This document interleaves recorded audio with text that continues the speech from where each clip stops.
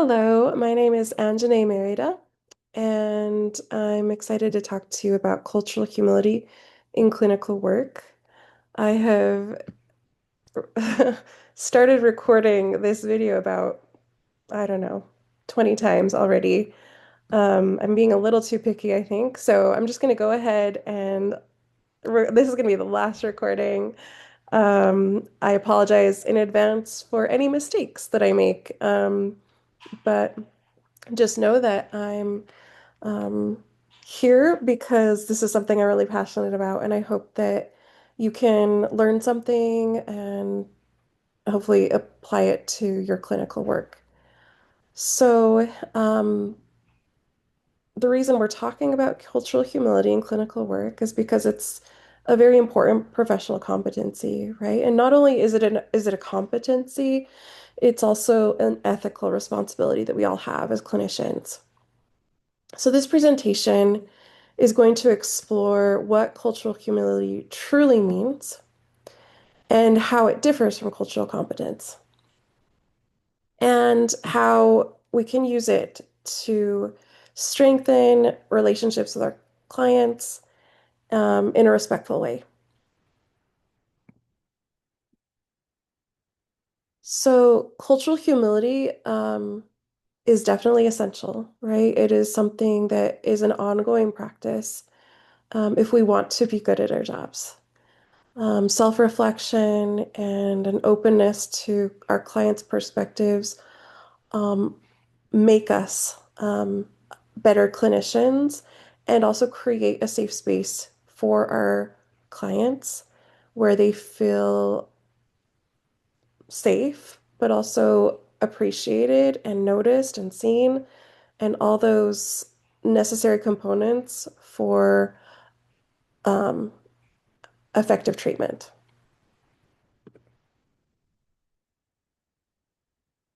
So let's do some definitions. So here are some key concepts of cultural humility.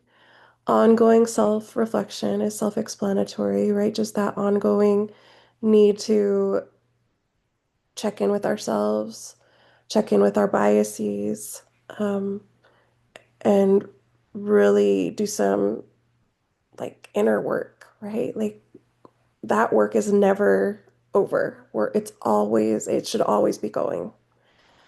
Um, Also self-critique. Like it's okay to say, "Oh, I did this wrong. I should have done it this way." Um, that is the humility part of it, right? Just like knowing that we make mistakes and that's okay because we're going to learn from them and do better next time. Also, openness to cultural experience is really a key component to cultural humility because we need to have a mindset of our experience, how we grew up, our culture is not the only experience, right? There's so many, and it doesn't matter if you were born here and our client was born in the next town over, we're going to have a different culture, right? And so it's important to just be open to that concept. Then, of course, we're going to talk about humility versus mastery.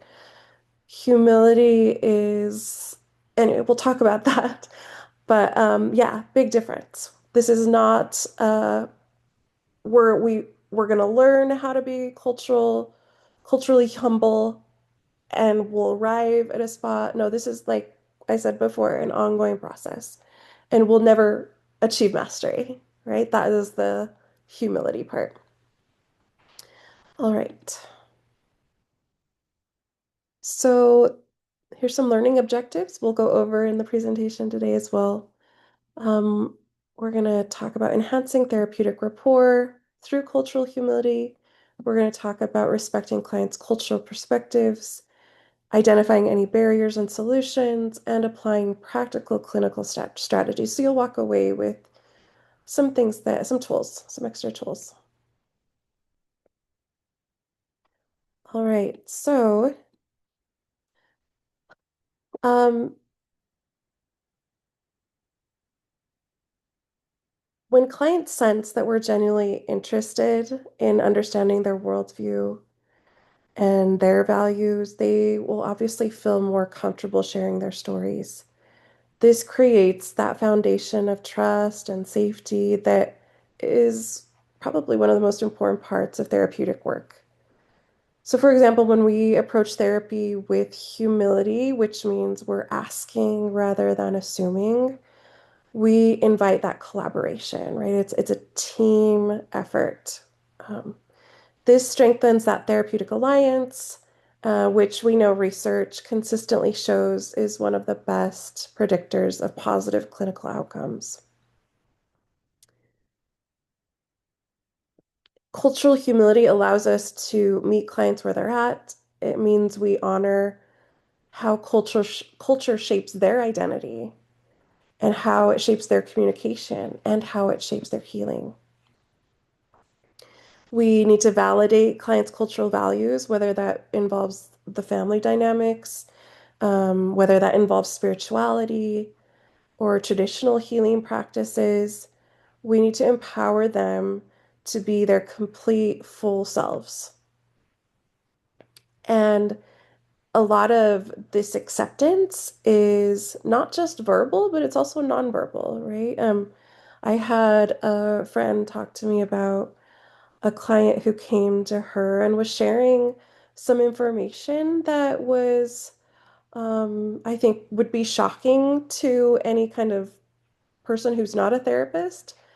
But this client shared this same information to a previous counselor, and the client was sharing with my friend that that previous counselor was showing and verbalizing how shocking that experience was.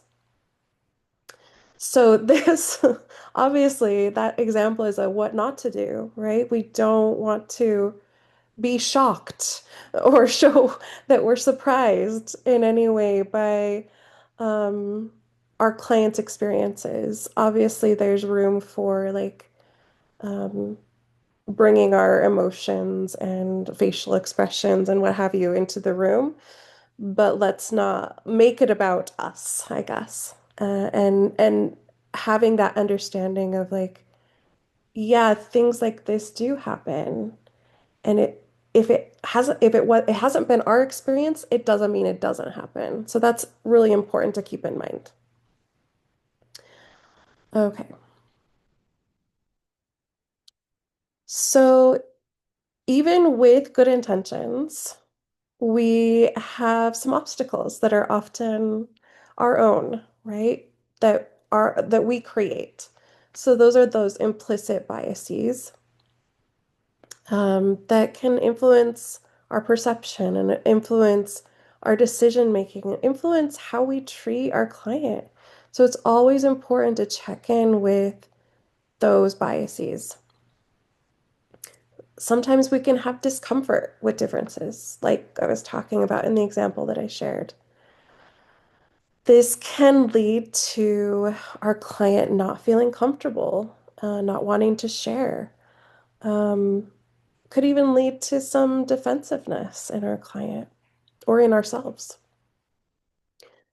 A lack of cultural knowledge is definitely a barrier, and it's important to expose ourselves to several diverse communities. I believe that is one of the most important things we can do as clinicians. Also, another barrier is overgeneralizing cultural groups. We do this all the time. I think every human does this. And so, really, just checking in with ourselves and not assuming that all members are having the same experiences. We all have very unique experiences. Recognizing these barriers is the first step toward addressing them, right? We need to just, again, have that humility to recognize that they're there. And it's not easy, right? It's not easy to say, "Oh, I do have this bias." But it is our responsibility to check on that bias, maybe even do a little bit of exploration of where did that bias come from, so that we can process it ourselves, and so that it doesn't interfere with our treatment.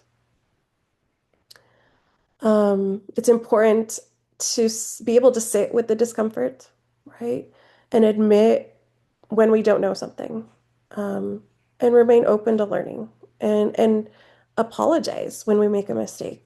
That's super important. Okay, so here are the core components of cultural humility. Lifelong learning. Like I said before, this is an ongoing process of curiosity, of exploration. We need to stay open to understanding how culture influences each client's worldview, their values, and their healing process. Another component is self-reflection. We, as clinicians, need to use reflective tools on ourselves, like journaling, supervision, and we need to examine constantly, ongoingly, our own biases and assumptions. By asking ourselves, we can ask ourselves, how might my background or perspective be shaping this specific interaction? Another core component is having knowledge of the power imbalances. Cultural humility involves recognizing the inherent power we hold as clinicians and actively working to equalize that dynamic. This may mean sharing decision making or validating the client's expertise in their own life. And finally, advocacy is the other core component. We advocate for equity and social justice, not just within our offices, but wherever we go. Um, because that has an impact on our clients' mental health, whether it be micro, meso, or macro. Um, okay, so as a recap, recognizing barriers like implicit biases and cultural discomfort is crucial for effective clinical practice. Lifelong learning and self-reflection enhances our ability to engage with diverse clients.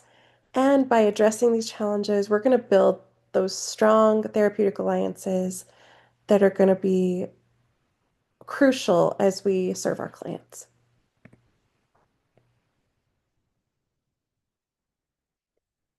Okay, so what are some practical things that we can do as clinicians? We can seek client feedback. We can ask them simple questions like, do you feel understood? Do you feel respected? Is there anything I'm not bringing up or that you feel you want to bring up, but maybe are a little bit scared to bring up? Use open-ended questions like, can you tell me what healing means to your family? Or how do you and your family view emotional expression? You can adapt your communication styles. Some clients might express distress differently, or they might rely more upon community support rather than on individual coping. So it's important to adapt to each style. And then, of course, pursue that ongoing education like you're doing today. Attend workshops, read, engage with diverse voices to deepen your understanding. I went to a conference over the summer, and one of the sessions was about this. And I noticed as an attendee, I was one of several, almost everyone in that room was a person of color. And I was curious about where are the people who maybe don't identify as people of color. I think it's important for everyone, no matter your background, to always attend things like conferences that maybe you wouldn't normally attend, right? So maybe that's a session about learning how to work with Indigenous clients or with people who identify as part of the LGBTQ plus community. So always know that it's important to um, go and learn about places that maybe you haven't surrounded yourself with before. Each of these steps is going to reinforce that mindset of humility and curiosity, and that is what will help every clinician be more responsive in their care. Okay, so we know that cultural humility is a lifelong commitment. If we want to be good clinicians, if we want to be the best for our clients, this is an important piece. It requires that ongoing self-reflection and that dedication. I love that word, that dedication to understanding our clients' unique cultural experiences. If you've seen one client, you've seen one client. Every client is very unique in their experiences and their backgrounds and their perspectives, so it's important to keep that in mind.